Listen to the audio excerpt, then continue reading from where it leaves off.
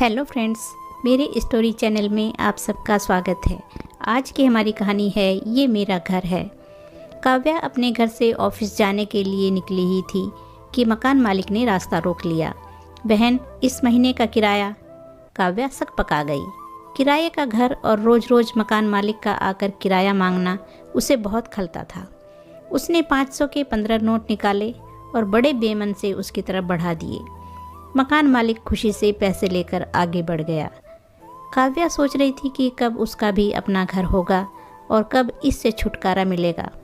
काव्या के घर पर उसकी माँ और 2 छोटे भाई थे। पिताजी एक हादसे में चल बसे थे। माँ को हमेशा काव्या की शादी की ही चिंता सताती थी। उम्र भी अब 30 साल की हो गई थी।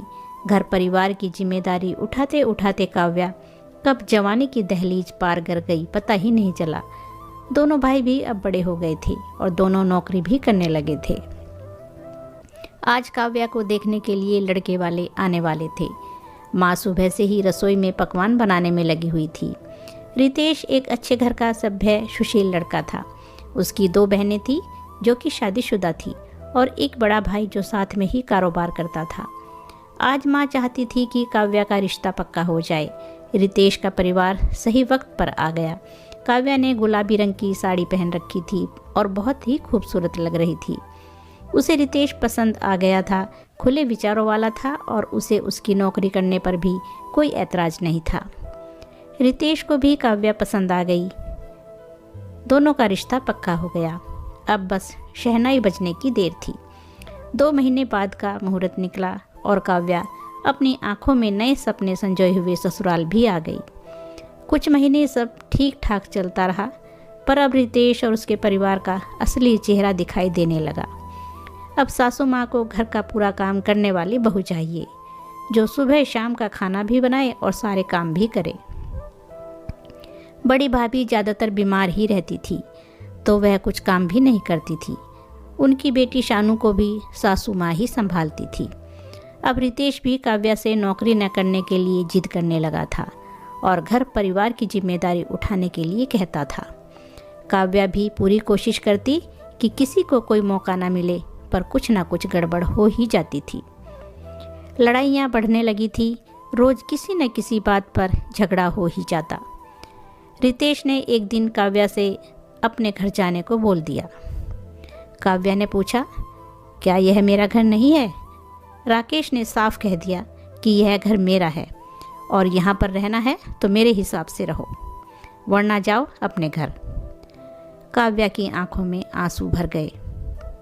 रोते हुए वह अपनी माँ के घर चली गई। माँ ने जब सारी बातें सुनी तो काव्या को समझाया, बेटा, अब वही तेरा घर है। रितेश ही तेरा सब कुछ है। ससुराल ही तेरा घर है। यह घर अब तेरे लिए पराया है। तेरे भाइयों के लिए भी लड़कियां देख रखी हैं। उन्हें पता चलेगा तो सब गड़बड़ हो जाएगा।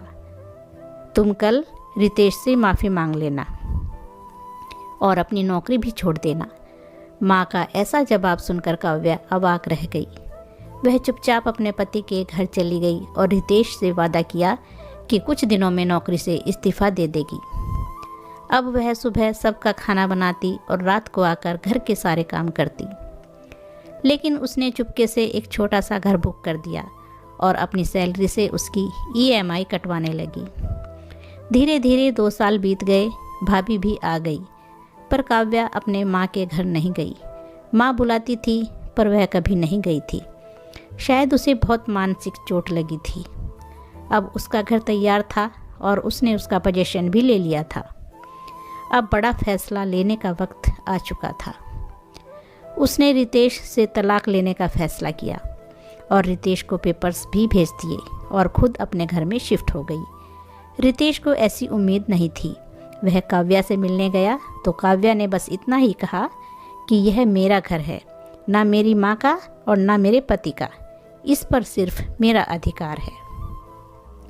शायद आपको याद होगा, आपने कहा था कि अपने घर जाओ। लो, आ गई मैं अपने घर। अब आपकी मुझे कोई ज़रूरत नहीं। आप स्वतंत्र हैं अपने घर में। अपना सा मुँह लेकर रितेश वहाँ से चला गया और काव्या आज अपने घर में बहुत खुश है।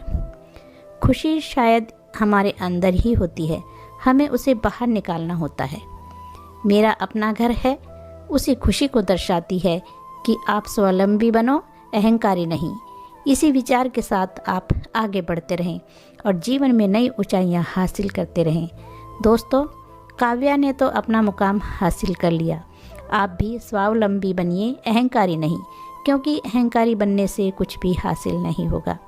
तो दोस्तों, ये थी एक कहानी। अगर ये कहानी आपको अच्छी लगी है तो लाइक और शेयर ज़रूर कीजिए और चैनल को सब्सक्राइब कीजिए। धन्यवाद दोस्तों।